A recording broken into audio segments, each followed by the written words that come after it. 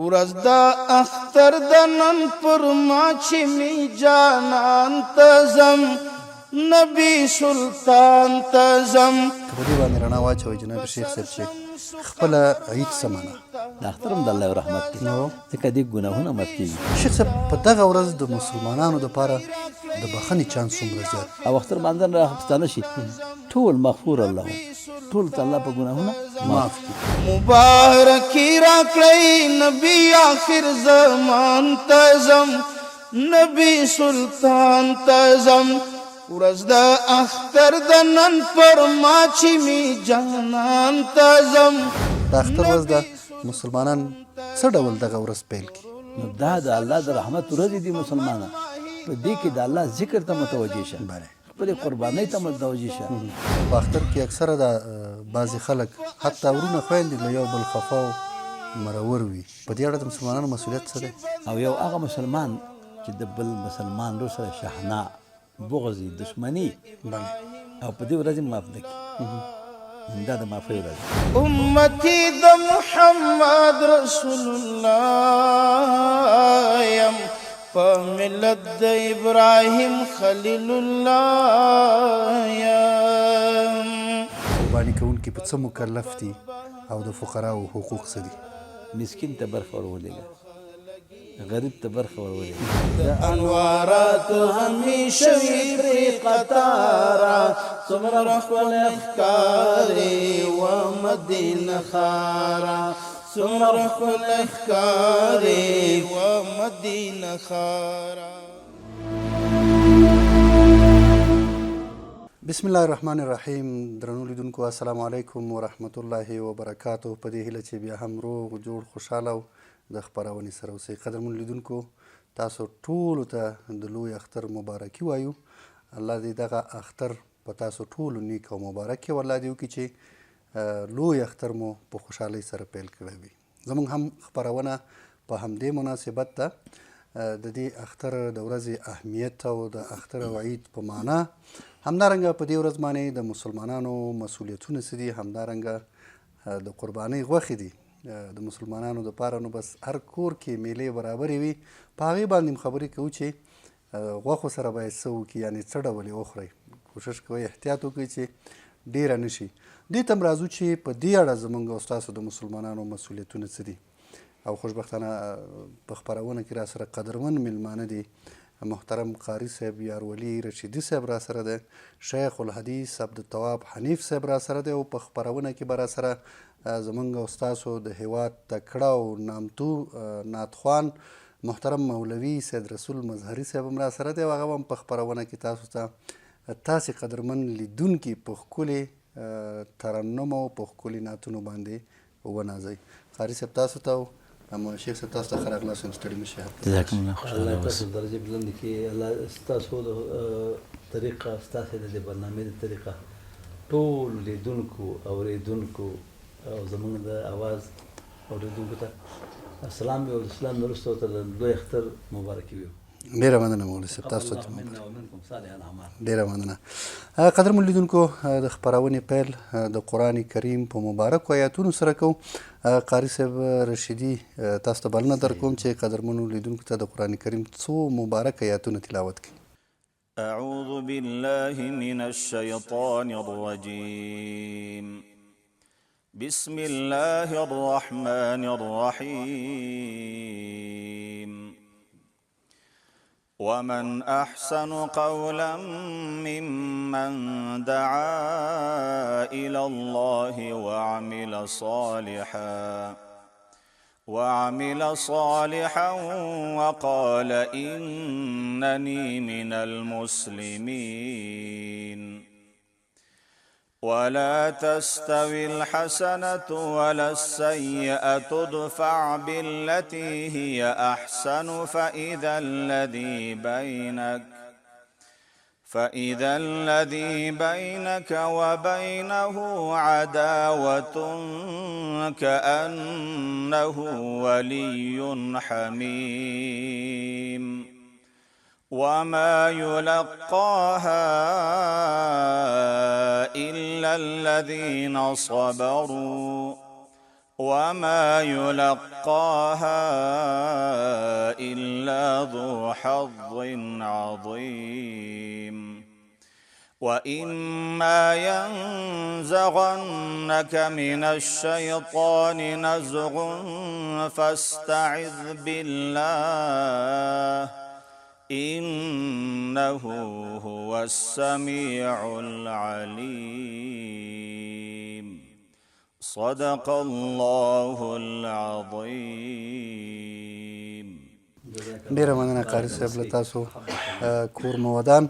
قدرمنو لیدونکو اوس قاري صاحب ته اجازه ورکوو چې هغوی لاړ شي او محترم مولوي صاحب سید رسول مظهري ته بلنه ورکوو چې راشي او زموږ د خپرونې ګډونوال شي. قدرمنو لیدونکو بیا هم ستړي مه شئ. شیخ صاحب راځو، اختر دی، عید دی. لومړی که په دې باندې رڼا واچوئ جناب شیخ صاحب چې خپله عید څه معنا؟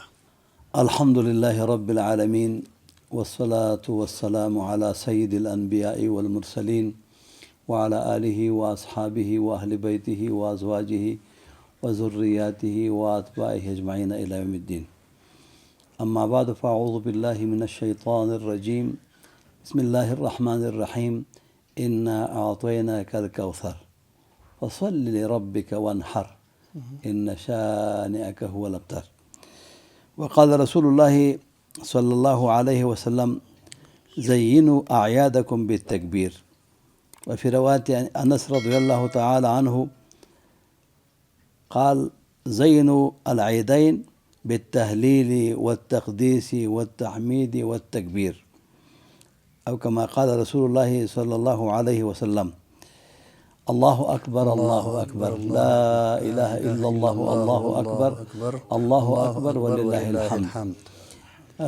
جناب سیرت صاحب تاسو ته، جناب مولوی صاحب مبارک مظهري صاحب ته او تاسو د چینل ټولو لیدونکو اوریدونکو او ټولو د جهان او نړۍ ټولو مسلمانانو ته وایم چې تقبل الله منا ومنکم صالح الاعمال. لوی اختر مو مبارک شه، خداوند متعال قرباني ستاسې قبول کړي او خپل دربار کې مو الله پاک قبول او منظور کړي. جناب سیرت صاحب دا عید ورته وایي، په موږ تاسو اختر ورته وایو بله، او په عربي کې ورته عید وایي. دا عید څه معنا؟ عید ویل کېږي د یو شي تکرار ته. عاده یعید عیدا، عاده یعید عیدا. دا عید ته ځکه عید وایي چې د خداوند متعال نعمتونه په دې کې بیا راشي، رحمتونه په دې کې بیا راشي. ګوره کال کې دوه ورځې راځي که نه؟ نو دا د خدای د نعمتونو گردش چې راځي نو دې ته ویل کېږي عید. دا د عید یو تسمیه شوه. او د عید نه مخکې ګوره که فکر دی، دا علما وایي چې خداوند متعال د روژې نه وروسته په مسلمانانو باندې د خپلو انعاماتو او د خپلو هغه کرمونو او رحمتونو دوباره پیرزو کوي. لکه په وړوکي اختر کې خلک روژه نیسي که نه؟ روژې نه وروسته اختر پرې راشي که نه؟ وایي په ما نورې روژې مه نیسئ شیخانو، ما بیګا جانان لیدلی دی اختر دی. نو دا اختر چې دی موږ ورته خوشحالۍ اختر ویو که نه؟ او عربي کې ولا عید وایي. د الله نعمتونه د روژو نه وروسته چې دی د الله نعمت راشي، رحمت راشي که نه؟ خداوند متعال موږ تاسو ته مبارک کړي. دې وجې نه حضرت ابي هريره رضی الله تعالی عنه د حدیث راوي دی چې نبی کریم صلی الله علیه وسلم مبارک فرمایل زینوا اعیادکم بالتکبیر. خپل اخترونه په تکبیر باندې ښایسته کړئ. یعنې څومره چې د الله نوم لویولی شي که نه؟ ګوره ولا ذکر الله اکبر، ذکر د الله ډېر راځي، مشاهده ډېر لوی دی. او الله اکبر داسې یو شی دی جناب سیرت صاحب چې دا الله اکبر دا معنا. ګوره اذان کې موږ الله اکبر ویو او څو کرتې ویو؟ شپږ کرتې. صحیح ده؟ څلور کرتې مخکې الله اکبر ویو، بیا دوه کرتې وروسته ویو. او اطراف د انسان چې دي دا هم شپږ دي. یو مخامخ دی، یو ښي طرف ته دی، یو ګس او چپ طرف ته دی، یو شا طرف ته دی، یو اسمان طرف ته دی، پنځه، یو ځمکې طرف ته شپږ. نو دا معنا دا چې الله اکبر، خداوند متعال په دې شپږ طرفونو کې چې څومره تاسې غټ شي نه ګورئ، غرونه ګورئ، اسمانونه ګورئ، سیندونه ګورئ، چې څومره لوی شي نه ګورئ، الله اکبر، الله د هغه لوی دی. نو چې کله الله پاک لوی شو نو پیغمبر علیه السلام وفرمیل زینوا اعیادکم بالتکبیر، خپل اخترونه هغه په تکبیر باندې ښایسته کوي، زیبا کوي که نه. نو ځکه دا زموږ صاحبان مبارکانه دي تکبیرات تشریق چې وایي الله اکبر الله اکبر لا اله الا الله الله اکبر الله اکبر ولله الحمد. دارنګې نبی کریم صلی الله علیه وسلم فرمایي چې اکثروا من التکبیر لیلة عید النحر الى آخر ایام التشریق خلف كل صلاة ثلاثا فإنه يهدم الذنوب هدما. وایي تاسې چې دا تکبیر اختر کې ډېر لوی وایه، د اختر د شپې نه شروع کړئ، لکه د عرفات د ورځې نه. عرفات ورځ چې شو خو د اختر شپه را روانه، نو په دې کې تکبیرونه ډېر کوي که نه.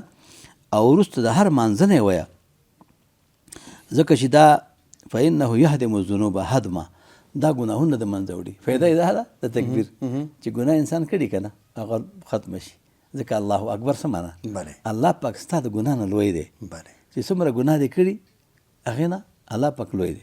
متوجه؟ جناب سیرت صاحب دا یو کتاب چا راوړی او ما ته ویل دا تصحیح که.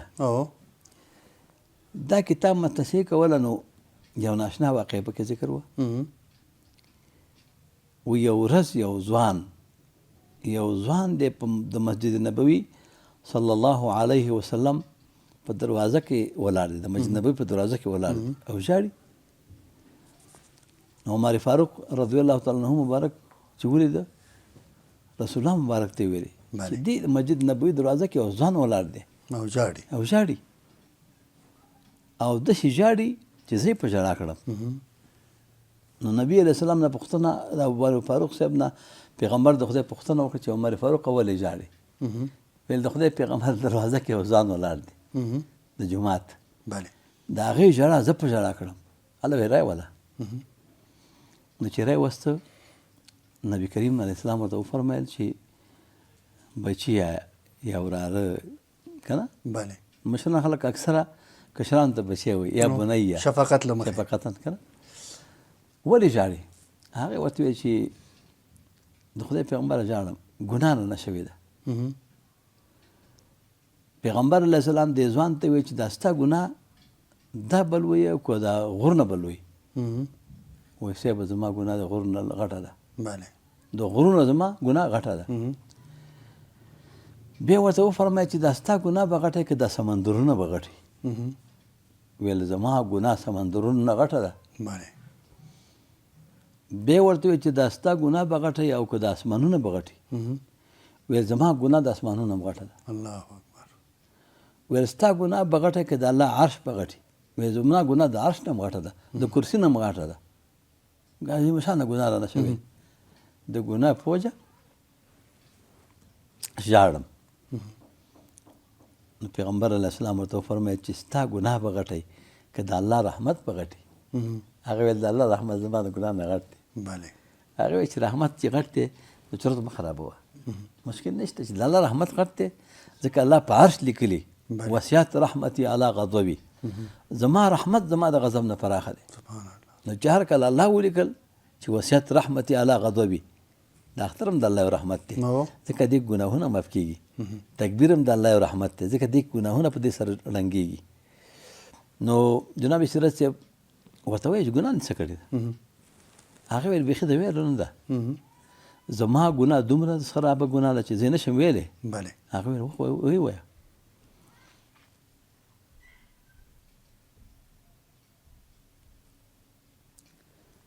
هغه ورته وایي چې زه کفنکش وم. کفنکش نه، کفنونه چې مړو نه پخوا به دا جامې خو پخوا نه وي جناب سیرت صاحب، خندا جامې به وي او بیا به هغه مړو ته به خلکو کفن د خامتا د جامې نه ورکوو. نو وایي چې یوه زنانه وفات شو او ما د هغې قبر را وکنسته، را ومسپړوده او د هغې زنانو نه مې کفن ویسته او ما د هغه سره بدعملي وکړه مرګ نه وروسته. و چې لږ را روان شوم یو زنانه راپسې راپورته شوه. بله. دا د روحاني واقعي دي. وایي ما ته چې ای ظالمه، ای ظالمه، زه دې قبر ته پاکه راغلم، قبر ته خلکو پاکه راوړم، خو تا زه بلمازه کړم. بله. وایي هغه کیفیت چې را یادېږي نو ما ته ژړا راځي، زه نه شم ټینګېدی. پیغمبر علیه السلام مبارک ورته مخ وګرځو. ګوره امام الانبیا دی، رحمت للعالمین دی، خو د الله رحمت بیا ډېر لوی دی. بله. ځکه هغه رب العالمین دی. رسول الله اسلام ته مخ وګرځوي چې دا دغه عمل ولا ډېر بد ښکاره شو. جبرائیل علیه السلام الله راولېږه، وایي چې زما حبیب محمد رسول الله سلام ووایه. د سلام نه وروسته ورته ووایه چې زما حبیبه د مخلوق تا پیدا کړی که ما پیدا کړی. بله. نو پیغمبر علیه السلام ته جبرائیل علیه السلام سلام وی د الله پاک، او بیا ورته وفرمایل چې الله را لېږلی ما او دا سوال جواب یې را کړی چې زما حبیب ته ووایه چې دا مخلوق تا پیدا کړی که ما پیدا کړی، دا مخلوق زما دی که ستا دی؟ ویل نه دا خو رب العالمین مخلوق دی. نبی علیه السلام ورته جواب ویل، ویل ښه دا مخلوق چې ګناه کوي دا زه معاف کوم که ته یې معاف کړې؟ هغه ویل خدای ته یې معاف کړې. ویل ورشه هغه ځوان چې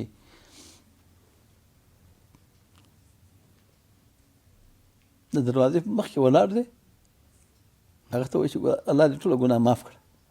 ته چې ژاړې دې وجې نه حدیث کې راځي، حدیث قدسي دی، ان المذنبین احب الی من تسبیح المسبحین.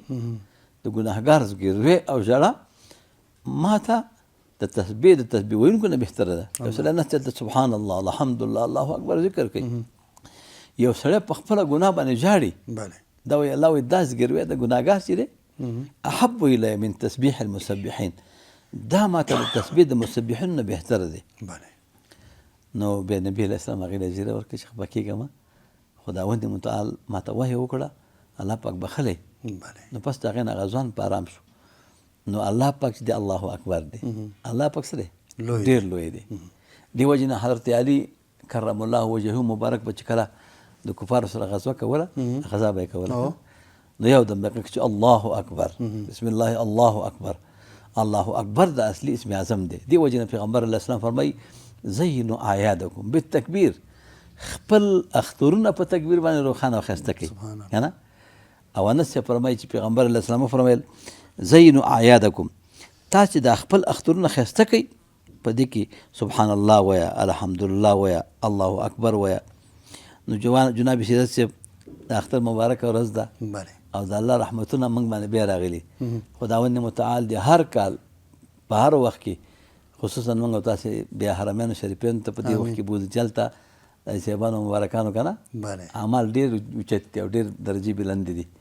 نبي صاحب نو دغه تاله مې لنډه یو فلسفه وویل د عید. ډېره مننه. شیخ صاحب په دغه ورځ د مسلمانانو دپاره د بخښنې چانس څومره زیات دی؟ د اختر ورځ ده او په دې ورځ کېدای شي زموږ لیدونکو اورېدلي چې د مسلمانانو دپاره ډېر فرصتونه او چانسونه دي د بخښنې. جناب سیرت صاحب دا خو د الله د مېلمستیا ورځې دي. یو څوک چې یو ځای ته مېلمه بوځي اول یې وړي نه، بله، چې انسان ته محترم سړی نه وي، مقرب سړی نه وي، هغه انسان دا نه مېلمه کوي که نه. بله، دا خپل کور له څوک وړي خو ډېر محترم یې ورته، او بیا څه چې د مېلمه خوښوي همغه ول تیاروي. بله. او څه چې د مېلمه خوښوي همغه وایي ته څه غواړې، په ته چې خوشحالېږي. نو پیغمبر علیه السلام فرمایي لا تصوموا فی هذه الایام فانها ایام اکل و شرب و بعال. تاسې په دې ورځو کې روژه مه نیسئ د اختر په ورځو کې. ګوره مخکې د رمضان روژې په اوړي کې اختر کې تېرې شوي، په دې اختر کې بیا د خلکو ورونو مسلمانانو د ذوالحجې 10 ورځې روژه نیولې او بیا چا د عرفات روژه نیولي که نه. نو پیغمبر علیه السلام فرمایي چې تاسو په دې کې خوراک او څښاک مه کوئ، فانه ایام اکل و شرب و بعال. دا د خوراک او د څښاک د لوبو ورځې دي. په دې کې دا زموږ تاسو دوستان ځي چکرې وهي لوبو ته ځي که نه. نو په دې کې د الله بخشش الله پاک چې دی الله پاک اعلان کوي د وړوکي اختر په شپه باندې. دا خو لوی اختر خو لا بیل دی. د وړوکي اختر په شپه باندې الله اعلان کوي چې دا ورځ چې دا دې ته لیلة الجایزه ویل کېږي. اوږد حدیث دی، برنامه کې نه ویل کېږي، اوږد حدیث دی چې دې ته ویل کېږي لیلة الجایزه، د وړوکي اختر شپې ته، چې د وړوکي اختر شپه ده د کوچني اختر شپه ده هغې ته لیلة الجایزه ورکوي الله پاک انعامات خپلو بندګانو ته ورکوي سبحان او سبا یې صحیح سبا یې د مغفرت ورځ ده چې اختر مونځ ته ځي او اختر مانځنه پورته راستانه شي ټول مغفور اللهم ټول ته الله په ګناهونه معاف کړي. نو دا د معافۍ ورځې دي بله. د الله د خوشحالۍ د خوشحالۍ مسلمان د خوشحالۍ ورځې دي که نه نو ځکه قلندر صاحب فرمایي وایي په ما نورې روژې مه نیسئ شیخانو ما بیګا جانان لیدلی دی اختر دی جناب صلی الله علیه وسلم مبارکې ورځې دي نبی کریم صلی الله علیه وسلم مبارک فرمایي چې تاسې چې دی دا د شپې د اختر شپې ورځې وایي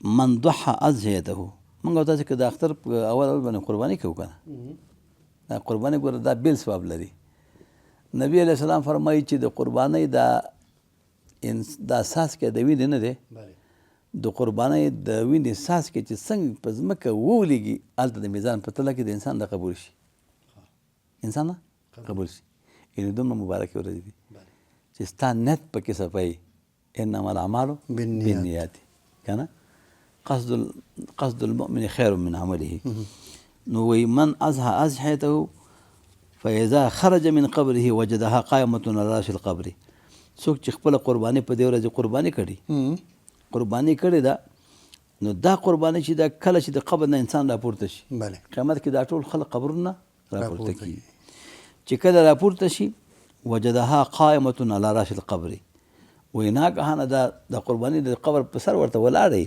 لکه موږ تاسو کوم نه راوځو یو موټر دلته ولاړ اما تا ته ولاړی چې راشه بس سر دې راځي چکر وهه نو دا قرباني د قبر په دې سر باندې ولاړی فاذا شعرها من قضبان الذهب دا هغې د اختان چې دا د سرو لخت دي دا زموږ ستاسو اختان نه دي دا سوالۍ اختان چې سوالۍ پې چې ولاړ د قبر سر ته دې ولاړی تا قرباني کړې ده دا قرباني دومره ثواب لري څوک چې غریب هم ودې کي ځکه بل حدیث کې نبی علیه السلام فرمایي که څوک قریب قرباني وکړه نو آینده کاله خدای توفیق ورکوي او خدای فقر نه خلاصوي وایي دا اختان چې دي دا به د سرو زرو نه جوړي وعیناها من یاقوت او سترګې د یاقوتي د دې صالح سترګې د چای د یاقوتي وقرناها من ذهب او ښکرونه هم د سرو زرو وي فیقول من انت فما رأیت شیئا احسن منک و دا انسان به دې دغې ته وایي د خپلې د قربانۍ ته چې کړې ده دا سر ته چې ولاړ ده وایي ته څوک یې ته څه شی یې تا نو ښه ښایسته شی ما په دنیا کې نه دی لیدلی دومره ښایسته یې نو دا قرباني ورته وایي انا قربانک الذي قربتني في الدنيا زه هغه ستا قرباني یم چې تا قرباني په دنیا کې کړې وه الله ته دې په ما ځان نږدې کړی که نه ارکب علیه یا علی ظهري زما په شا باندې سور شه زما په شا سور شه نو په دا انسان په دې شا باندې ولا سور شي ویذهب بین السماء والارض الى ظل العرش او دا به روانه شي د ځمکې او اسمان منځ کې تر څو چې د عرش سوري ته د انسان ورسوي د عرش سوري ته د انسان ورسوي او دارنګې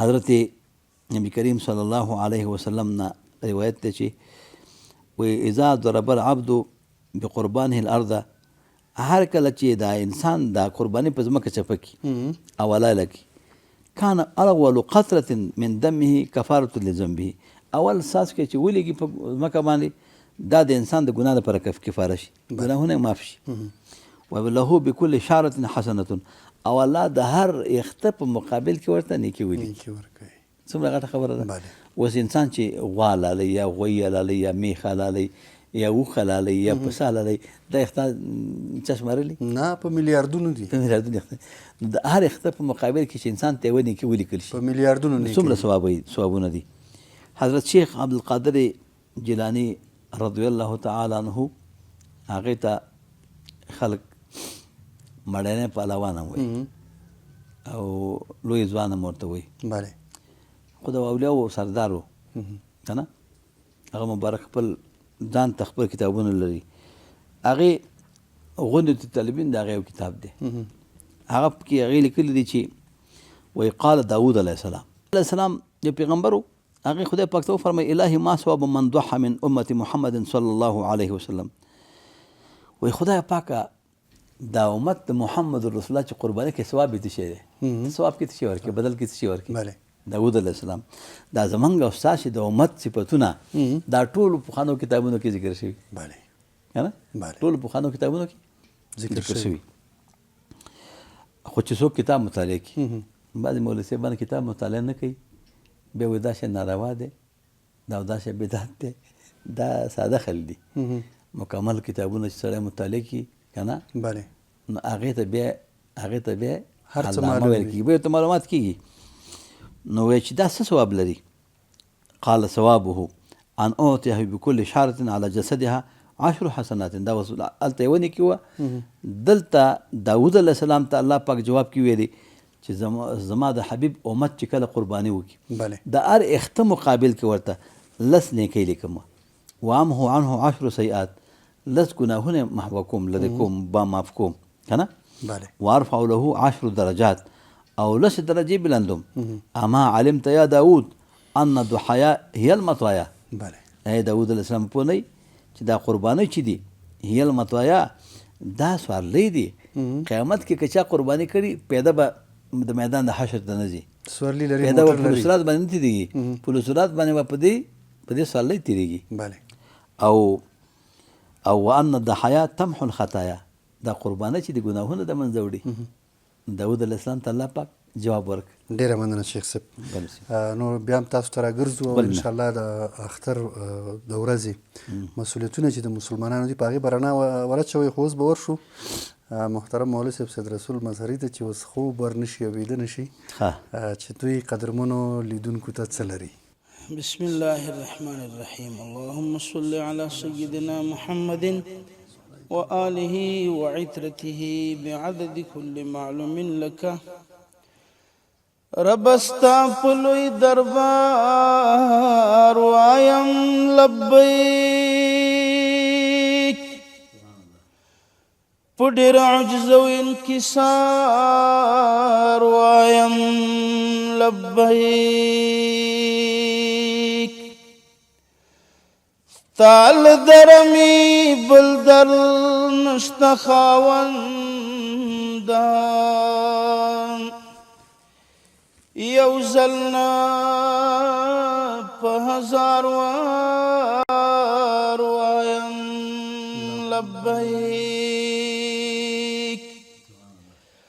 په خاطر دی مدینې د پاک سردار،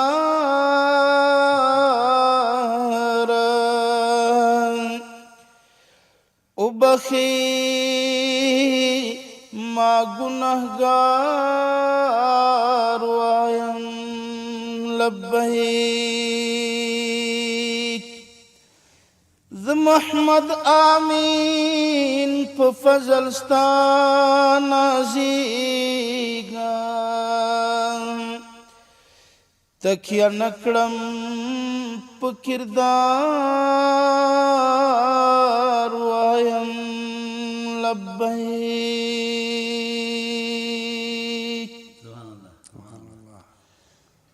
درته کوم دا رضا حجانو، سلام می پاک رسول الله ته وایئ.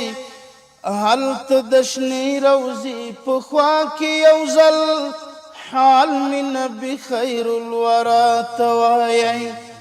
هلته د شنې روضې په خوا کې یو ځل حال می نبي خیر الورا ته وایئ. درته کوم دا رضا حجانو، سلام می پاک رسول الله ته وایئ. هلته د شنې روضې په خوا کې یو ځل حال می نبي خیر الورا ته وایئ. هلته د شنې روضې په خوا کې یو ځل حال می نبي خیر الورا ته وایئ. ورسوي صدیق اکبر تا خبر، هلته عادل حضرت عمر تا خبر. حجیانو وایئ په چغو چغو حضرت عثمان علی حیدر تا خبر.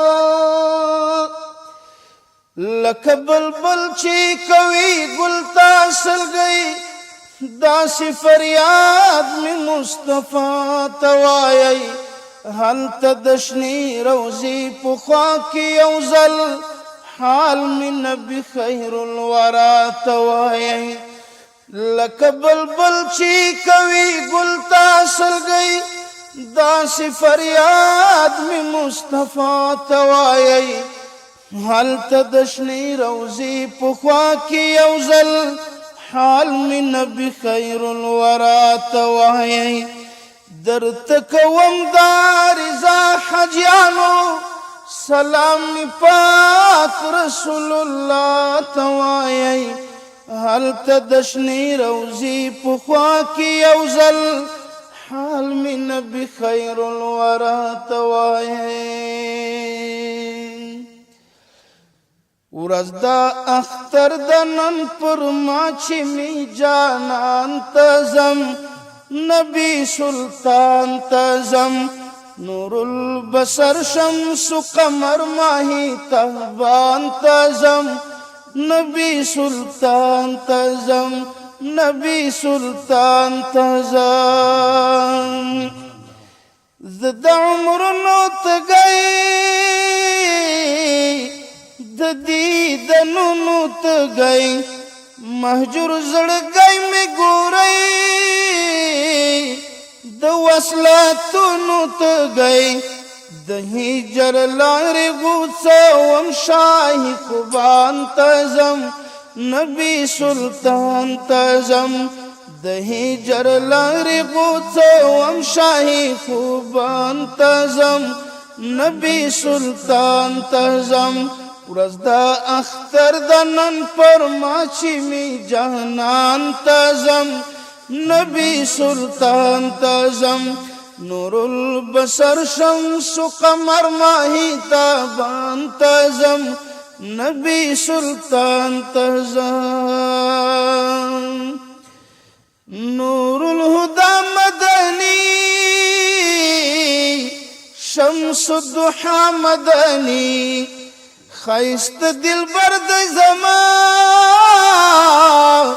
خیر الورا مدني د دواړو کونو معتبر په الله ګران تزم نبی سلطان تزم د دواړو کونو معتبر په الله ګران تزم نبی سلطان تزم زما دل برد پکی نور البصر د پکی زمدنی تزمان خیر البشر د پکی مبارکی را کړی نبی آخر زمان تزم نبی سلطان تزم مبارکی را کړی نبی آخر زمان تزم نبی سلطان تزم ورځ د اختر د نن پر ما چې می جانان تزم نبی سلطان تزم نور البصر شمس قمر ماهی تابان تزم نبی سلطان تزم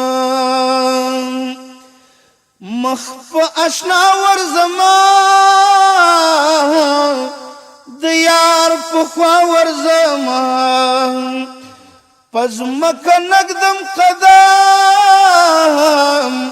پاس په هوا ورزمان شاهی عرب شاهی عجم شاهی جهان تزم نبی سلطان تزم شاهی عرب شاهی عجم شاهی دنیا تزم نبی سلطان تزم ورځ د اختر د نن پر ما چې می جانان تزم نبی سلطان تزم نور البصر شمس قمر ماهی تابان تزم نبی سلطان تزم نبی سلطان تزم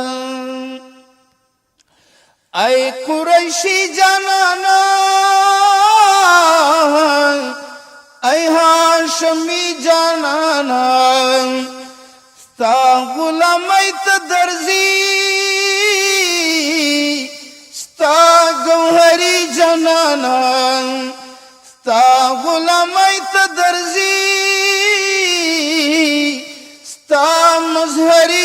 جانانا لکا بلبل د گل پا مینا گلستان تزم نبی سلطان تزم لکا بلبل د گل پا مینا گلستان تزم نبی سلطان تزم ورځ اختر د نن پر ما چې می جانان تزم نبی سلطان تزم نور البصر شمس قمر ماهی تابان تزم نبی سلطان تزم نبی سلطان تزم نبی سلطان تزم جزاک الله. ډیره مننه مظهري صاحب، ډیره مننه. کور مو ودان، الله مو په غږ کې نور هم برکت واچوه، الله هم خوشحال لره. قدرمن لیدونکو، راځو یو ځل بیا شیخ صاحب ته ورځو او له شیخ صاحب دا اورو چې نن د اختر ورځ ده او د اختر ورځ بیا یوه هم نه ده، نو خو څو ورځې اختر وي. شیخ صاحب ته راځو او ترې پوښتو چې مسلمانان باید اختر څه ډول پیل کړي، اختر کې باید کوم اعمال ترسره کړي او په اختر کې کومو ټکو ته پام وکړي، کوم اعمال ترسره کړي، له کومو اعمالو نه ځان وساتي. مخکې شیخ صاحب ښې خبرې وکړې او یو واقعه هم ذکر کړه چې هغې کې د توبې اهمیت ذکر شو. الله دې زمونږ او ستاسو هر وخت کې توبه نصیب کړي، تر څو لکه کومه واقعه کې چې د کوم شخص قصه وکړه او هغې ته الله هر څه معاف کړه، الله دې زمونږ او ستاسو په دغه مبارکو ورځو کې بیا توبې ته فکر کړي تر څو توبه وباسو. شیخ صاحب راځو، د اختر ورځ ده، مسلمانان څه ډول دغه ورځ پیل کړي؟ جناب سیرت صاحب، ورځ خو ورځ ده، خو دا د الله ذکر پکې ډېره مزه کوي. بله، هر کله چې د اختر ورځ شي نو انسان باید د الله مېلمستیا خو ده، بله، چې هر کله د الله پاک مېلمستیا شي د الله ذکر ته نه هېر نه شي. یو حدیث کې نبی کریم صلی الله علیه وسلم فرمایي من قال سبحان الله وبحمده یوم العید 300 مرة.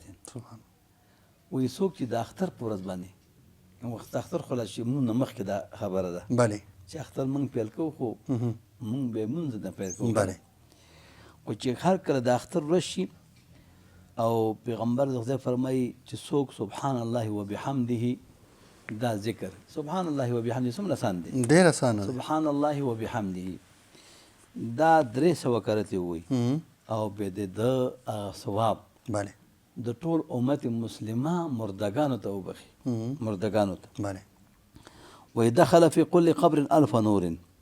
خداوند متعال د دې ذکر په برکت باندې، دا دومره لوی ذکر دی، ولا ذکر الله اکبر، ذکر د الله دومره لوی دی چې د الله نوم په یوه تله کې واچي، د ځمکې او اسمانونه او غرونه او سیندونه او عرش او کرسي بله تله کې واچي، د الله نوم پې دروند دی. او بیا دا ذکر سبحان الله وبحمده، مطلق سبحان الله وبحمده د ده 300 کرتې وي او ثواب یې د مسلمانانو مړ ته وبخي. خداوند متعال د دې ذکر د وجې نه هر قبر کې زر انوار داخل کی، زر انوار. ویجعل الله فی قبره اذا مات 1000 نور. دغه انسان چې کله وفات شي چې دا ذکر په خپله کړی او ثواب یې د مسلمانانو مړ ته بخلی، دا چې کله وفات شي خداوند متعال د ده قبر ته زر انوارات داخلوي چې کله وفات شي. نو موږ که غواړو چې قبرونه مو ښایسته شي نو قربانۍ خو به کوو، هلته ګناهونه معاف شو. بیا چې قبر مو ښایسته کېږي نو باید د اختر د مانځه د مخکې دا ذکر سبحان الله وبحمده، بس خلاص سبحان الله وبحمده. حدیث قبل ورسره راغلی چې بخاري شریف کې سبحان الله وبحمده سبحان الله العظیم ورسره زیات کې پروا نشته. او بل حدیث کې داسې راغلی سبحان الله وبحمده سبحان الله العظیم استغفر الله پکې راغلی که نه. نو مختلف اذکار چې دی راغلی، خو دې حدیث کې صرف دا راغلی سبحان الله وبحمده. په دې باندې د خپل سبب پیل که چې مونږ دې وکړه د سهار نو الله اکبر وایه، الله اکبر الله اکبر لا اله الا الله الله اکبر الله اکبر ولله الحمد. او بل دا ذکر وکړه. حضرت وهب بن منبه فرمایي وی ابلیس چې دی څه کوي، دا خو د مسلمان وظیفه ده چې د الله په نوم دا ورځ پیل کړه. په دې ورځ به ابلیس هم ډېر ورخطایي. یقین ابلیس څه کوي چې بلسه نه دی، بلسه وایي ناامیدۍ ته. بله. خداوند متعال چې کله د اختر په ورځ باندې د خپلو بندګان ته عفوه کوي ناامیده شي. بله. ناامیده شي. دا وایي چې یو دم یو چغه وکړي د اختر په ورځ، یوه چغه هلته کړې وه چې محمد رسول الله پیدا شو، صلی الله. او بله چغه د عرفات په ورځ کوي چغه وایي، او د خفګان چغه وایي. بله. او بله چغه د اختر په ورځو کې کوي چې د اختر ورځ شي نو ابلیس یو چغه وکړي، دا ټول ابالسه، دا ټول غټ شیاطین ورته راجمع شي، ورته یا باداره څه کیسه ده؟ بله. ولې په غوسه یې؟ امن السماء امن الارض، دا غوسته د اسمان د خوا نه تا باندې د تکلیف راغی، دا مصیبت که د ځمکې د خوا نه راغی موږ ته امر وکړه، یا د غرونو د خوا نه راغی دا غرونه ټول ختم کړو او دا غرونه مات کړو. هغه ورته وایي چې ان الله تعالی قد غفر لامه محمد صلی الله علیه وسلم بهذا اليوم، نن امت محمدي صلی الله علیه وسلم ته الله بخښنه وکړه، ما پرې ډېر ګناهونه کړي وو، ټول کال یې خواري کړي، ټول کال یې خواري کړې وه او نن مې پرې خواري کړې وه او نور ته ګناهونه معاف شو. فعلیکم، هغه ته امر وکړي، فعلیکم ان تشغلوهم باللذات وشرب الخمور حتی یغضب الله علیهم. وایي اوس تاسو دا کار وکئ چې دا خلک چې دی په لذتونو باندې مصروف کوي، په شراب څښلو مصروف کوي چې خداوند متعال په غوسه شي ورته. اوس دلته خدای پاک پرې رحم وشو، اوس غوسه د الله غوسه پسې راځي چې ناروا کارونه پې شروع کړي، څوک جواري کوي، څوک هګۍ جنګوي، څوک شراب څکي. نو دا د الله د رحمت ورځې دي مسلمانه، په دې کې د الله ذکر ته متوجه شه، خپلې قربانۍ ته متوجه شه، خپل هغه کار ته متوجه چې الله دنه پې خوشحالېږي، چې شیطان لا نا امیده شي. او که ته هلته د الله رحمت سره سره چې الله رحمت در باندې وروي، د الله د مېلمستیا ورځې دي او ته په هغې کې شراب څکې، هغې کې زنا کې، هغې کې لواطت کې، او هغې کې بد اعمال کې، غلا کې، که نه؟ نو خداوند متعال ځان ته مه په غوسه کوه، ځکه د شیطان لښکر در پسې خوارې شوي، شیطان لښکر یې خوارې کړي. حضرت انس فرمایي وایي من کله فی کل واحد من العیدین، وایي څوک چې په هر اختر کې، هر اختر په ورځ باندې دا کلمه وایي چې لا اله الا الله وحده لا شریک له له الملك وله الحمد یحیی ویمیت وهو حی لا یموت بیده الخیر وهو على كل شیء قدیر. دا کلمه بیا تکراروم چې ورونه یې ځان سره ثبت کړي، او بیا د اختر د ورځې د لمانځه نه مخکې دا کلمه ووایي. ورته انس فرمایي چې څوک چې دا کلمه چې پیغمبر د خدای ویل، څوک چې دا کلمه ووایي لا اله الا الله وحده لا شریک له له الملك وله الحمد یحیی ویمیت وهو حی لا یموت بیده الخیر وهو على كل شیء قدیر. دا کلمه څو کرتی وي؟ 400 مرة، 400 کرتی وي. دا تعداد پیغمبر علیه السلام مبارک باشینو کې ښودلی دی. دا 400 کرتی وي قبل صلاة العید، مخکې د مانځه د اختر نه مخکې ووایي. ویزوجه الله 400 حورا، خداوند متعال به د هر ذکر مقابل کې 400 کرتی وی دی، 400 به الله حورې ورکړي، 400 حورې به الله ورکړي. حور مقصورات فی الخیام فبأي آلاء ربکما تکذبان. وکأنما اعتق 400 رقبة، او دومره ثواب به الله ورکړي لکه 400 غلامان چې ازاد کړي. څومره؟ 400 غلامان. او وکل الله به ملائکة یبنون له المدائن ویغرسون له الاشجار الى یوم القیامه. خداوند متعال به دته فرشتي مقرره کړي، دته به کورونه جنت کې جوړي، کورونه بنگلې بوله جوړي، قصرونه بوله جوړي. او خداوند متعال دته به ونی د فرشتو ته به امر کېدله ونې کرئ. هلته جنت کې جنت خو په حدیث کې راځي یو دشته دی، یو ډاګ دی، تاسې ځان ته پکې ونې وکرئ. ونې تشته دی، سبحان الله، الحمدلله، الله اکبر، لا اله الا الله، د هغې جنت ونې دي. په دې هره ذکر باندې خداوند متعال سره په جنت کې ونه شنه کوي. نو تا له باغچه هلته ځان له باغچه جوړه کړه، که نه؟ امام زهري سے فرمایي وایي ما ترکتها من سمعتها من انس، وایي دا کلمات چې ما د انس ابن واورېده ما پرېښي بیا نه دي. د اختر نه مخکې مې حتما دا کلمات ویلي چې لا اله الا الله وحده لا شریک له له الملك وله وله الحمد يحيي ويميت وهو حي لا يموت بيده الخير وهو على كل شيء قدير. وما ندي بريخي او نسي فرمي ما تركتها منذ سمعتها من رسول الله صلى الله عليه وسلم. ما چې دا کلمات د پیغمبر الاسلام نه اوریدلي نو ما بیا نه بريخي. سبحان الله. د اختر د مانځنه مخکې مې حتما دا کلمات 300 کرتی ویلي نه. او جناب سیرت سے بل دا اختر څومره فضیلت دی. بله اختر دی کنه. او خلق الله تعالی الجنه یوم الفطر.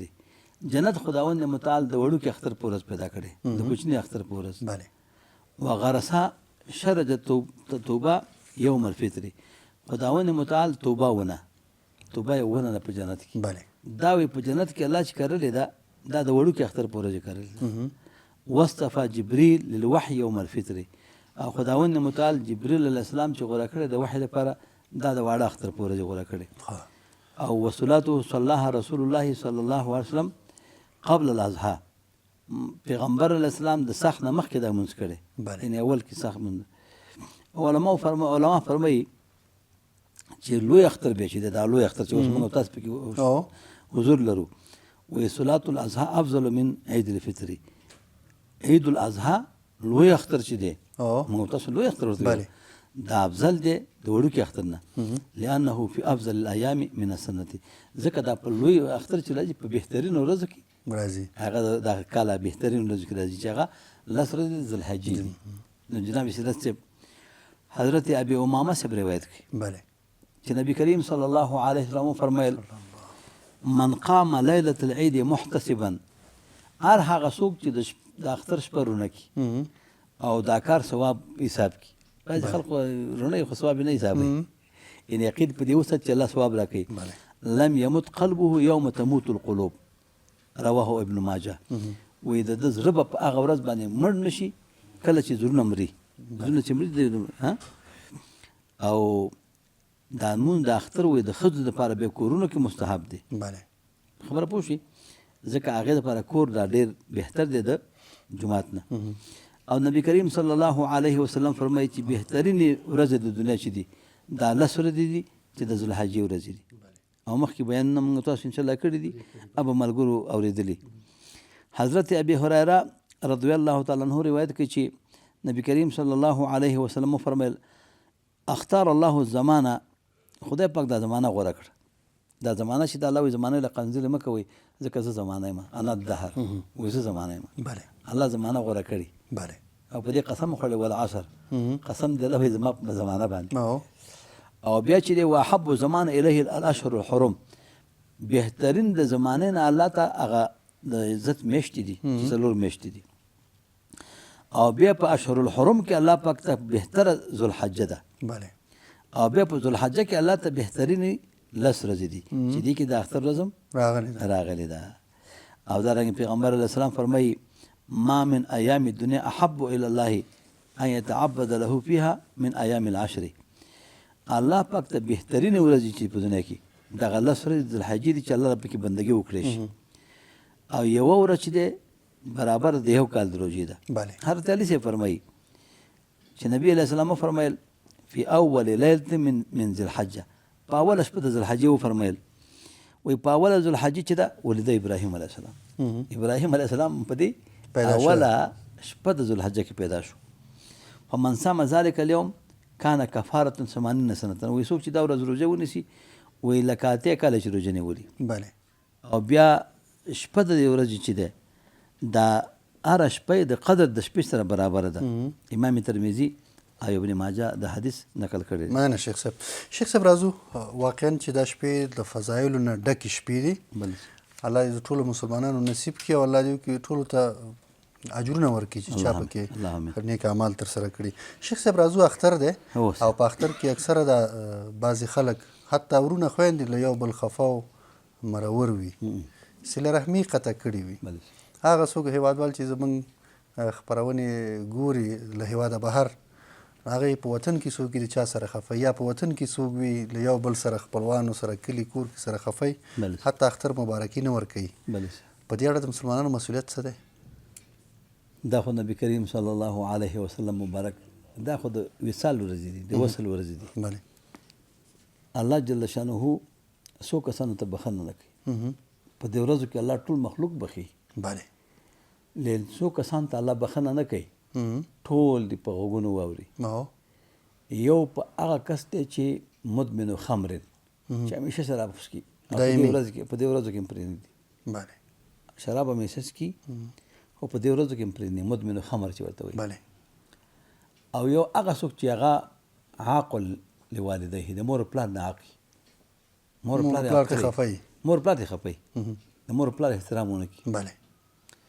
او یو هغه مسلمان چې د بل مسلمان ورو سره شحناء، بغضي، دشمني، بله، او په دې ورځ معاف نه کوي، دا د معافۍ ورځ ده. بله. چې هر کله د الله رحمت راغی مسلمان ته پکار ده چې صله رحمي وپالي. ډېری دومره مسلمانان زمونږ او ستاسې مسلمانانو کې بې خاص افغاني ټولنه کې دومره خلک شته چې خلک ما ته معلوم دي یو کال سره خبرې نه کوي، یو بل باندې سلام نه اچي. او بیا دومره حاسدین پکې شته چې ته ورته سلام وکړې چې السلام علیکم حاجي صاحب، السلام علیکم وروره مسلمانه، تا خبره سلام جواب نه درکوي.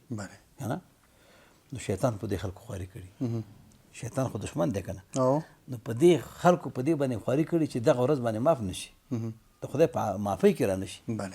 نو ټول مسلمانان، نبی علیه السلام مبارک فرمایي وایي قیامت کې به الله صله رحمي را وغواړي. دا صله رحمي ده. دا صله رحمي څه معنا؟ کاکا، ماما، تره زوی، ورور. مسلمان ټول مسلمان سره ورونه دي. انما المؤمنون اخوة فاصلحوا بین اخویکم. مسلمانان ټول سره ورونه دي. نو مسلمانان چې دي دا چې هر کله سره ورونه شو باید یو بل سره دا صله رحمي وپالي. نبی علیه السلام فرمایي چې صله رحمي به الله په قیامت کې راوایي. وایي کله چې الله صله رحمي پیدا کړه، وایي الله جل شانه یو دم الله پورې ونښته. دا صله رحمي ده، دا خپلولي چې ورته وایي. وایي الله پاک حتی حدیث کې راځي، دا حدیث متشابهات نه دی، دې کې به فکر نه کوې. وایي د الله بډوړي پورې ونښته.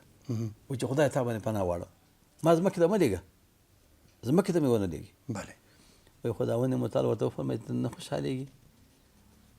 هر هغه څوک چې ته یې وصل کړي، که نه، زه یې ځان سره وصلوم، او ته چې چا ونه پاللې، ته یې قطع کړې، الله وایي قیامت کې به یې توکړه توکړه کړم، ټوټه ټوټه به کړم، دوزخ ته به یې واچوم. بس د هغې نه صله رحمي خوشحاله شو. حدیث کې راځي حضرت عبدالله بن سلام رضی الله تعالی عنه مبارک فرمایي دا د یهودو عالم او د تورات عالمان ډېر کم وو.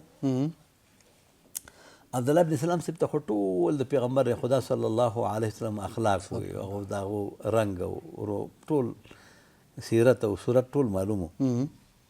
نو چې کله مدینې منورې ته راغی خپله کیسه کوي عبدالله بن سلام صاحب.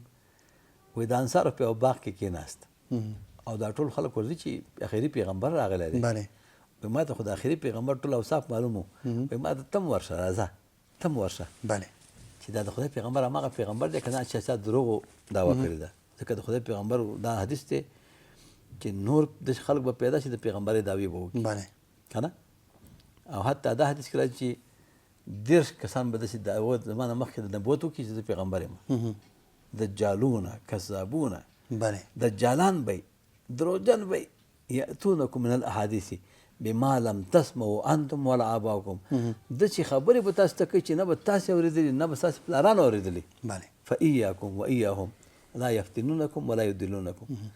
دا ځان دونه لرې وساتئ او دې خلکو نه لرې شئ، فتنه کې مو نه شي، ګمراه نه کړي. متوجه؟ یو پکې بیا غټ دجال دی. الله دې موږ ته د هغې د فتنې نه وساتي. عبدالله بن سلام صاحب وایي چې پیغمبر علیه السلام ته زم دې باغ ته راغلم. وایي چې دا مخامخ کې داسې ورته ولیدل،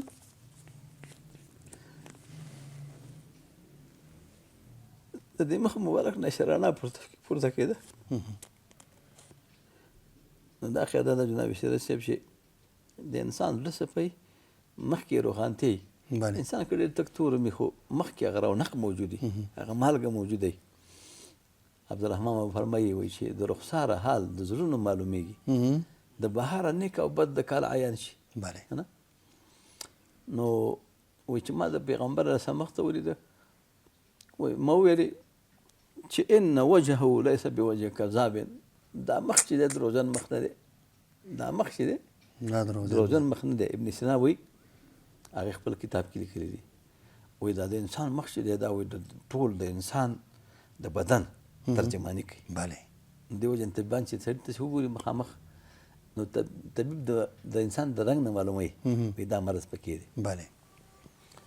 دا دیوبند علما چې وو جناب سیرت صاحب دو به طب همیشه وی وو دا څه وی وو انسان طب په دې خاطر چې د خلکو نه مستغني د دې مخلوق نه مستغني مقتدي چې مستغني ته نه سلام ورته چې جی صاحب سلام علیکم او ملک صاحب سلام علیکم کنه دا علما ته به طب خو ده طب زده کی او د خلکو نه هغه لږه د وجه خاصه هغه مستغني کنه. بله د دوی کار روان مشکل حل وای ما دا مخې چې ولید وای ما وی چې ان وجهه ليس بوجه كذاب دا دروژن مخ نه دی وای خلکو دې چې یا ایها الناس یا خلکو وای دا خبره اول وکړه یا ایها الناس یا خلکو افشوا السلام خپل منځونه کې یو بل ته سلام اچوي چې مونږ محبت هم زیات شي. بله.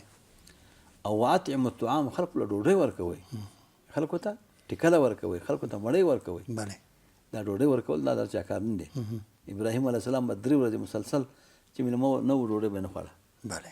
که نه اول چې مېلمنو ته مېلمستیا ورکړې ابراهیم علیه السلام مهمان نواز انسان. او یو بله واقعه خو چې ناشنا چې یو عالم د سعودي نه راغلی پیر سباق صاحب ته. بله. د علما چې کومه خبره کوي حتما کې کوم کتاب کې لیدلي ابراهیم علیه السلام چې دا د امت محمدي صلی الله علیه وسلم مبارک صفات واورېده وایي الله خاص وکړه خو مې دوست وایي دا ټول امت زما مېلمانه که دا ټول امت مې مېلمانه که وایي الله پاک ورته وحی وکړه چې ستا د هغې نه کې ډېره بعیده مسافه ده ډېر په زرګونو کاله عمر دی هغې ته خدای قدرت ته لري نو ته کوی شي ته یې کوی شي. وایي الله پاک د ابراهیم علیه السلام په سوال او دعا باندې دا د مالګې غرونه پیدا کړه. دا مالګه نه ده دا مخکې نه وه دا د ابراهیم علیه السلام په دعا باندې پیدا شو. بله. نو دا په هر طعام کې اوس دا ټول امت محمدي وایي د هغې مېلمانه دي ځکه چې 400 طعام لذیذ وي مزه نه که چې 1000 نمک یې زیاته او کم وي مالګه چې کومه ترکارۍ کې نه وي خوند نه کوي لرې که ډوډۍ کې نه وي لرې کوي دا مالګه ګوره برکت هم ماسې پکې زیات دی. بله. برکت هم ماسې ډېر دی او ارزانه هم ده. دا د ابراهیم علیه السلام مېلمستیا ده. نو پیغمبر علیه السلام وایي خلکو ته وایي چې اطعم الطعام خلکو له ډوډۍ ورکوئ ډوډۍ ټکله ورکوئ مړۍ ورکوئ که نه نو بعضې خلکو داسې چې ډوډۍ به ته ورکړې زړه به د هغې خرابي. بله. دا بخیلانې ابخل د بخیلانو دا کار کوي. بله.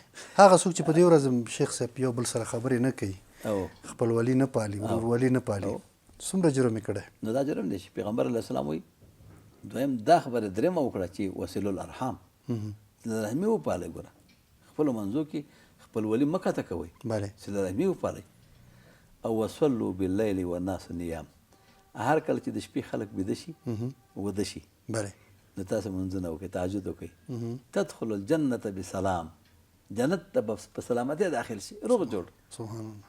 نو نور دا څومره غټه خبره ده چې سړی صله رحمي وپالي په دې ورځې که نه او پیغمبر د خدای وایي چې یو مسلمان د بل مسلمان سره 3 ورځې مسلسل حسد وساته کینه وساتله نو وایي د ده دا د په ایمان ویرېږي چې زه مؤمن نه یم ولې مسلمان سره کینه کوي او بیا پیغمبر د خدای وایي او خیرکم من بدا بالسلام بهتر په تاسو کې هغه څوک چې سلام السلام علیکم تا سره ستا د کاکا زوی دی ماما زوی دی دشمن دی دشمني در سره کړې ده ته په دې ورځ باندې د اختر ورځ ده چې السلام علیکم کاکا پلانکې ستړی مشي که نه فاذا الذي بینک وبینه عداوة کانه ولی حمیم هغه څوک چې ستا ورسره دشمني ده ته ورسره دوستي شروع کړي که نه نو ستا د هغې منځ کې به څه شي چې ډېره مینه به پیدا شي محبت به پیدا شي دا د الله پاک رحم دی.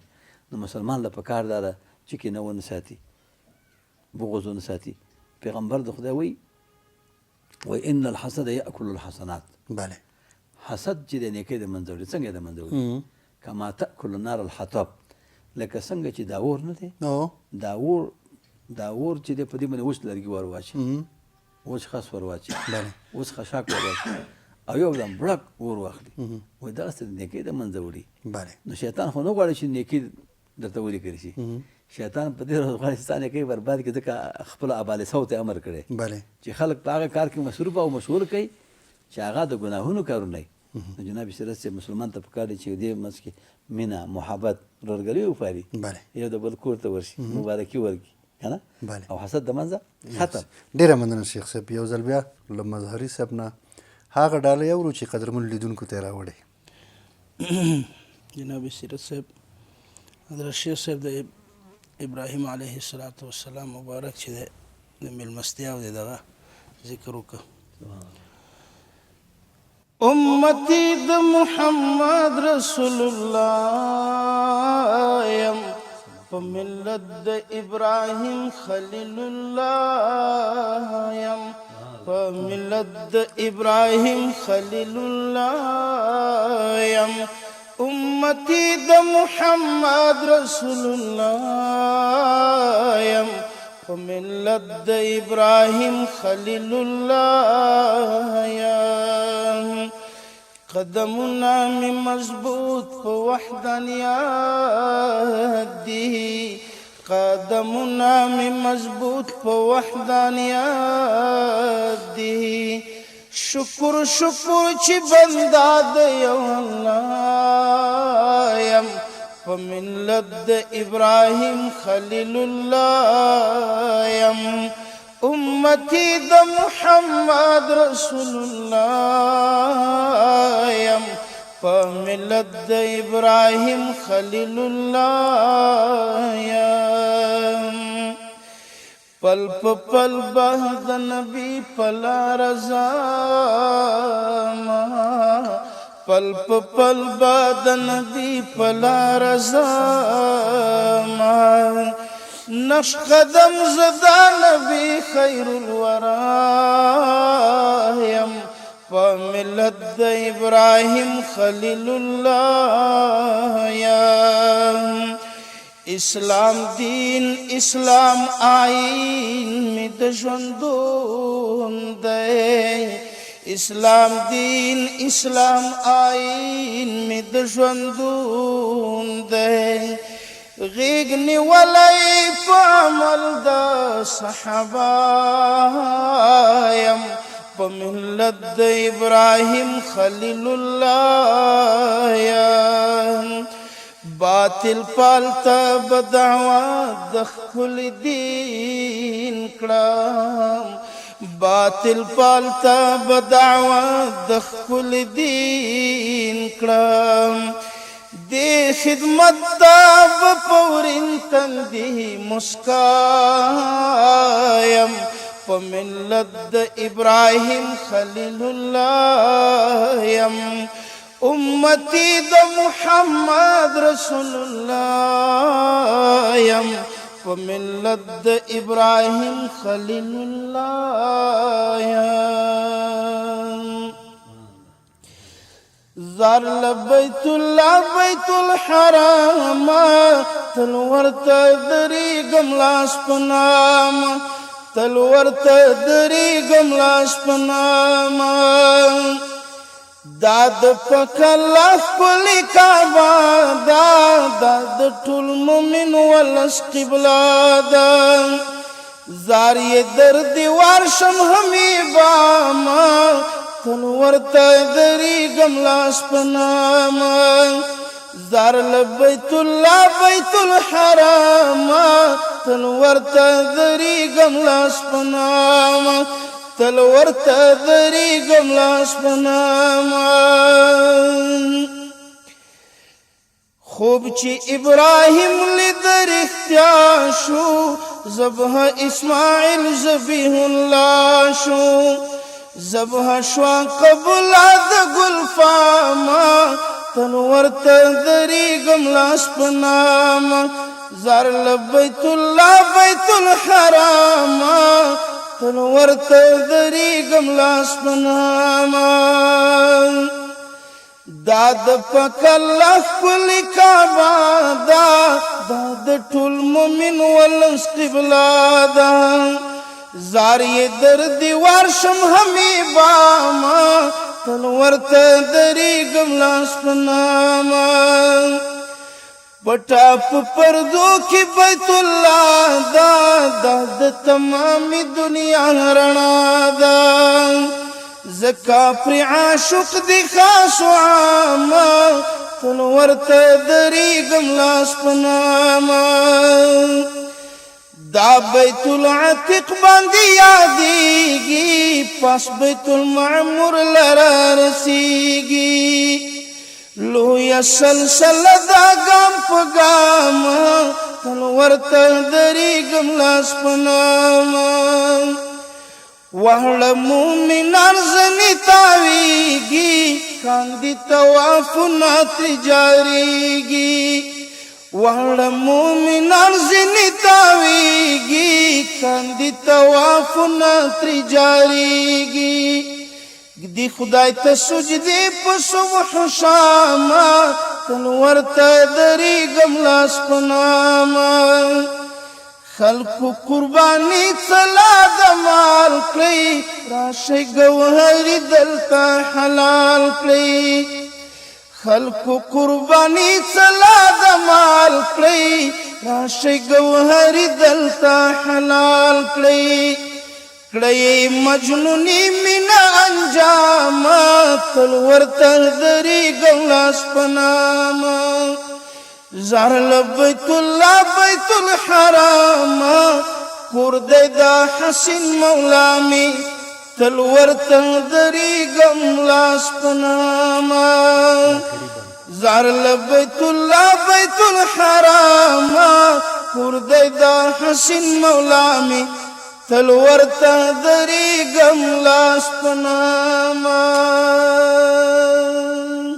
ډېره مننه مظهري صاحب ډېره مننه قدرمن لیدونکو یو ځل بیا شیخ صاحب ته ورځو او سره د دې چې موږ او تاسو پوهېږو زموږ په ټولنه کې په ګران هېواد افغانستان کې یا که د افغانستان نه بهر هلته هم شته یو طرف ته اختر دی خوشحالۍ دي د قربانۍ غوښې دي ټول خوشحاله دي او د هر چا کور کې الله چې چاته توفیق ورکړی قربانۍ کړي بچیان یې خوشحاله دي دوی خوشحاله دي غوښې دي خوراکونه وي خو بل طرف ته په یاد باید ولرو چې په ګاونډ کې حتما یتیمان شته کونډې شته فقرا شته هغه خلک شته چې په کورونو کې به لا غوښه نه وي چا به لا وروړي نه وي او هغوی هم د الله بندګان دي مسلمانان دي او زړونه یې غواړي چې یو څه باید دوی په کور کې ولري دا به یې ویلي وي چې کاش نن موږ پیسې لرلې او موږ هم قرباني کړی وی هغې اولادونه به هم حتما همدا ارزو لري چې کاش پلار سره مې پیسې وی او قرباني هم کړی وی قدرمنو هېوادوالو د همدغې پوښتنه د شیخ صاحب مخ ته ږدم چې د دغه مسلمانانو په هغه مسلمانانو چې قربانۍ کړي د شرعا څه مسؤلیت لري قرباني کوونکي په څه مکلف دي او د فقراو حقوق څه دي شیخ صاحب مهرباني جناب سیرت صاحب ډېره ښه موضوع ته اشاره وکړه خداوند متعال ټولو مسلمانانو امت مسلمه ته توفیق ورکړي امین چې خپل ځان یې یاد دی چې بل فقیر او بل مسکین او کونډ او یتیم یاد کړي بله قرآن کریم کې الله فرمایي بسم الله الرحمن الرحیم ويطعمون الطعام على حبه مسکینا ویتیما واسیرا مسلمانان هغه خلک دي چې د الله په مینه طعام ورکوي بله مینه د الله باندې على حبه مسکینا مسکینانو ته او یتیمانو ته او بندیانو ته په دې وخت کې چې ته غوښه خورې بل مسلمان در په یاد کړه هغه مسلمان هغه کونډه هغه یتیم در په یاد کړه چې پلار یې نشته او کونډه به دا افسوس ارمان کوي چې کاشکې دا وخت کې مخکې زما خاوند ژوندی و بله هغه به قرباني د الله د رضا لپاره کوله او غوښه به یې کور کې وکنه او دا غوښه چې ده قرآن کریم کې الله فرمایي لا ینال الله لحومها ولا دماؤها ولکن یناله التقوا منکم خداوند متعال فرمایي دا د قربانۍ غوښې ما ته نه رارسي چې ما ته رارسي او نه د هغې هینې ما ته رارسي لیکن ستاسې هغه نیت ما ته معتبر دی بله نیت د انسان باید د الله رضا وي بله غوښه نه وي په دې خاطر قرباني سړی ونه کړي چې دا غوښه زما د کاکا زوی قرباني مې کړې تر زوی مې کړې زه هم کومه چې اولاد مې هغې ته محتاج نه شي که په دین نه چا قرباني وکړه قرباني د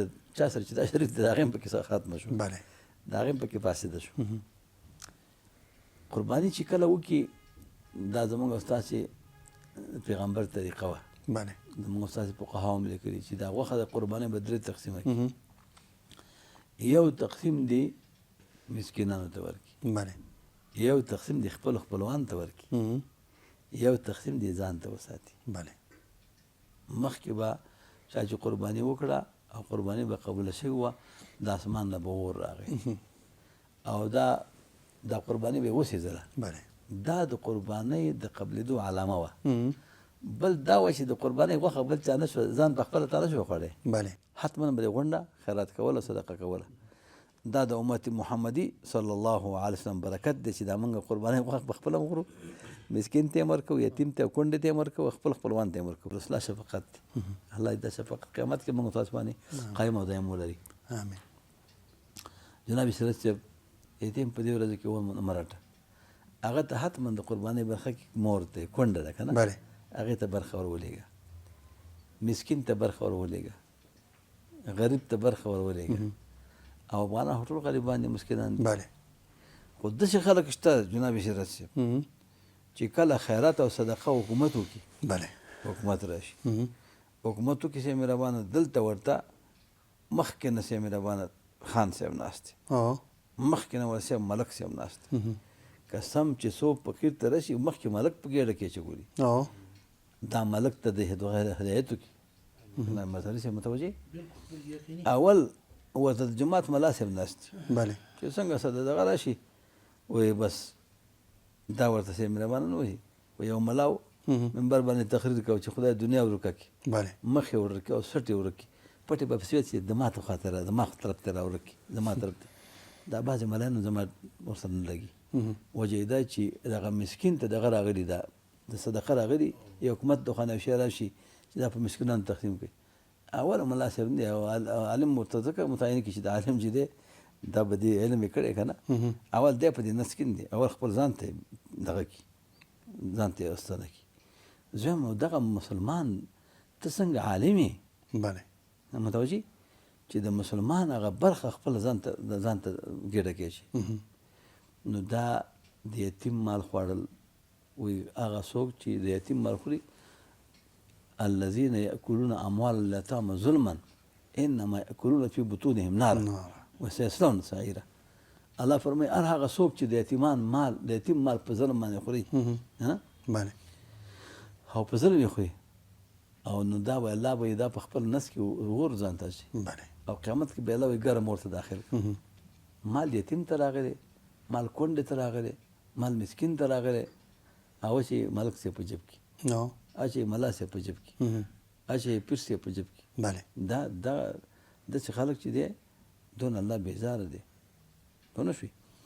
نو یتیم باید مال ته د یتیم په ځان ذهن کې ونیول شي، کونډه په ذهن کې ونیول شي، فقیر ذهن کې ونیول شي. متوجه؟ بله زه اکثره چې دا مقتدیان زما یي، زه ورته اول د یتیم غم وکړه، بله اول د مسکین غم وکړه. او الحمدلله موږ تاسې دا علما چې دي بیا خاص د علما حکومت دی، بله امارت اسلامي، الحمدلله علما خپلې تنخواګانې لري، خپله انشاءالله په خپل کار کې جوړ دي. بله یو څوک چې امام دی، هغه امام ته کتاب برخه خپل ځینه ورکړه، هغې ته دې غوښه ور ولېږه، په دې خاطر یې مه لېږه چې زما امام دی، په دې خاطر یې ولېږه چې دغه امام چې دی زما خدمت کوي، زما د اولاد خدمت کوي، زما د بچیانو خدمت کوي، زما جنازه په دې باندې خوندي ده، زما که دا اوس دا مدرسین علما د دې ټولنې خادم دی. نو زمونږ استاد چې وظیفه دا ده چې دا خپل نفس نه دی، دا خپل وایي که په نفس باندې قدم کېږي رحمانه، اسمانونه به دې لاندې ته قدم شي. دا خپل نفس دی، دا ځان ته محور جوړ وایي ته خطبه په منبر څه لولې خطیبه، ته خطبه په منبر څه لولې خطیبه که نه، په نفس کښېده، په نفس کښېده باندې قدم منبر دی، دا نفس باندې قدم کېده منبر دا دی. متوجه؟ باید په دې باندې پوه شو چې د اخیستلۍ غوښه باید 3 تقسیمه شي، یو تقسیم فقراو ته ورکړه، یو خپلو خپلوانو ته ورکړه، بل خپل کور کې خیر خپلو ماشومانو ته ورکړه. مننه. خو په دې ندوې نه کې قرباني. مننه شیخ صاحب. د خپرونې د پای شیبې د شیخ صاحب یو پوښتنه بله زموږ په ټولنه کې، تاسو هم په دې باندې په جریان کې یاستئ، اکثریت د اختر خپرونو کې دغه موضوع حتما ما راجګه کړې ده، خو هغه خپل مسؤلیت باید سر ته ورسو. هغه څوک چې د اختر نه مخکې وفات شوي د هغې په کورونو کې یو ځل بیا غم تازه کېږي او خلک فاتحې اخلي. شریعت څه وایي په دې اړه؟ زما خپله خو دا قاعده ده چې اختر کې که څوک خفه کېږي خوشحالېږي، نه چا د دوا ته ورځم نه ورغلی، او ټولو مقتدیانو ته مې دا ویلي چې د خلکو غم مه تازه کوه. ته په دې خلک دا زموږ پښتانه خفه شي چې ته ولا مولوي صاحب زما کور ته رانغی. زویم په جومات کې چې دوا وشي د اختر په دې لویه ورځ باندې او په دې عظیم الشان مجلس کې چې خدای ټول مړي وبخي، مسلمانان ټول وبخي، څومره غټه خبره ده. او ته صاحب مهربانه په دې خوشحالېږي چې ستا کور ته خلک درشي، او بیا درته صاحب مهربانه هغه کورنۍ اختر هم نه لمانځي. هغه کورنۍ اختر په غم که چېرته پاک کالي وکړي خلک یې ورته پیغور ورکوي، بیا دې پیغام واړول که نه، بیا دې پیغام واړول. هغه چې مړی شوی دی دعا امام دله په جومات کې کوي، فاتحه یې دله جومات کې شوې ده، هماغه کفایت کوي. او زموږ په شرط کې 3 ورځې پورې غم نه پله غم ناروا دی چې په مړي باندې وشي. 3 ورځې نه پله غم مه کوه، ځکه خوشحالي په هغې مسلمان راغلی که دومره بیا تکړه یې دومره نر یې خو ځان سره یو من بوره خو واخله که نه هغه کار نه د هغې په کور کې چیمس کې او ماډۍ هم خوري او ټیکل هم خوري او هغې له غم تازه کوي. دا دغه باطل رواجونه باید موږ ورک کړو. باطل رواجونه ټول علما کرام باید په منبر باندې دا ووایي چې دا باطل رواجونه ورک کړئ. هغې مسلمان په کور کې ځای نشته دی چې ته کوټې وړې کوټې دي او صاحب یو ډله هلته ولاړئ، یو ډله مخکې هله دعا ده، اوله فاتحه ده. دا فاتحه ته پرېږده، دغه عمومي فاتحه چې په جومات کې وشوه، یو عالم د منبر باندې د ټول په زرونو خلک ناست دي، دا د رواجي فاتحې دا رواجي خیراتونه دا موږ دا رواجونه باید ختم کړو. علما باید ختم کړي او په دې کې امیر المؤمنین فرمان هم صادر کړی چې دا فاتحې ختمې کوي. خو چې اوس خلک په عمل نه کوي نو دا د خلکو ګناه ده. باید دا د منځه یوسي. ډېره مننه شیخ صاحب. دا چې که مو خوښه وي نو د پای شیبې کې د خپرونه به پای ته ورسوو. شیخ صاحب له تاسو مننه. خو د خپرونې پای به شیخ صاحب مظهري صاحب مخکې ویل چې د شیخ صاحب کوم شعر دی په هغې به پای ته ورسوو. قدرمن لیدونکو زموږ خپرونه همدومره وه. د جناب مظهري صاحب په ښکلي اواز سره چې تاسو ته نعت شریف وړاندې کوي، حمد شریف وړاندې کوي، خپله خپرونه پای ته رسوو. تر بیا چې ستاسو په درانه خدمت کې حاضرېږو، تاسو په لا یزال رب سپارو. د اختر ښایسته شیبې ولرئ، الله مو روغ جوړ خوشحاله او د اختر شپې او ورځې مو له خوښیو ډکي.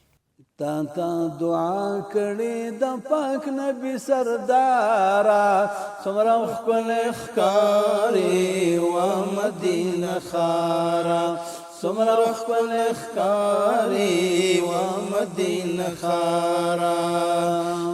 تا دعا کړې د پاک نبی سردارا، څومره ښکلی ښکارې و مدینه ښاره، څومره ښکلی ښکارې و مدینه ښاره.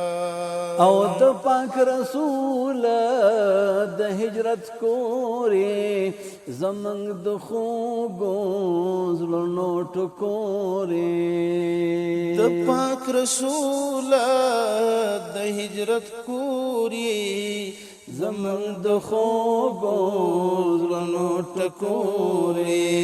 د هر مؤمن د زړه مرهمې د پرهاره، څومره ښکلی ښکارې و مدینه ښاره، څومره ښکلی ښکارې و مدینه ښاره.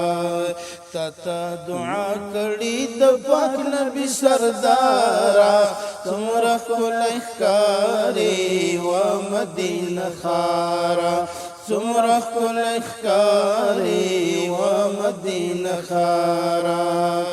او پتا کې شینا ګنبد ځلیږي د هر چا زړه کې او خلګيږي. پتا کې شینا ګنبد ځلیږي د هر چا زړه کې او خلګيږي. د انواراتو همیشه وي پرې قطاره، څومره ښکلی ښکارې و مدینه ښاره، څومره ښکلی ښکارې و مدینه ښاره او تا دعا کړې د پاک نبی سردارا څومره ښکلی ښکارې و مدینه ښاره څومره ښکلی ښکارې و مدینه ښاره او هر یو منار دی د عرش منار دی همیشه دلته یو نو بهار دی هر یو منار دی د عرش منار دی همیشه دلته یو نو بهار دی هر چا تخکاری مناری د هر دیارا څومره ښکلی ښکارې و مدینه ښاره څومره ښکلی ښکارې و مدینه ښاره تا دعا کړې د پاک نبی سردارا څومره ښکلی ښکارې و مدینه ښاره څومره ښکلی ښکارې و مدینه ښاره او پتا کې لویا او مقبره ده جنت بقی دا خمنظر دا پتا کې لویا او مقبره دا جنت بقی دا خمنظر دا منځ کې ښکارې د عثمان صاحب مزارا څومره ښکلی ښکارې و مدینه ښاره څومره ښکلی ښکارې و مدینه ښاره او تا دعا کړې د پاک نبی سردارا څومره ښکلی ښکارې و مدینه ښاره څومره ښکلی ښکارې و مدینه ښاره او درته راغلي ډېر عاشقان دي واړه پتا سي باندې قربان دي درته راغلي ډېر عاشقان دي واړه پتا سي باندې قربان دي تواب حنیف درته راغلی د ننګراره څومره ښکلی ښکارې و مدینه ښاره څومره ښکلی ښکارې و مدینه ښاره